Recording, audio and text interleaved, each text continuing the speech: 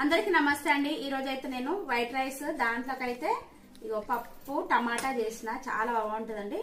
ఇంకా చపాతీ చేసి ఇందులోకి అయితే నేను ఇగో జామ్ కూడా పెడుతున్నాను। ఇలా జామ్ పెట్టేసి పిల్లలు అయితే చాలా ఇష్టంగా తింటారు జామ్ పెట్టేస్తే। ఇంకా దీంట్లోకైతే ఏ కర్రీ పెడతలేను నేను బాక్స్ కు। ఇలా జామ్ పెట్టి రోల్ చేయాలండి। రోల్ చేసి ఇట్లా చిన్న ముక్కల్లాగా అయితే కట్ చేసి నేనైతే ఇలా వాళ్ళకి బాక్సులకు అయితే పెడతాను ఫ్రెండ్స్। ఈ రోజు అయితే నేను ఇది మా బ్రేక్ఫాస్ట్ అయితే టిఫిన్ జామ్ అన్నమాట। మరి మీరు మీ పిల్లలకి ఎలా పెట్టారో కామెంట్ బాక్స్ లో కామెంట్ చేయండి ఫ్రెండ్స్, ఓకేనా। కానీ చాలా టేస్ట్ అంటే చాలా టేస్ట్ ఉంటుంది। ఇదైతే మాకు చాలా మందికి ఇష్టం అండి, మా ఇంట్లో మా పిల్లలకి నాకు కూడా చాలా ఇష్టం।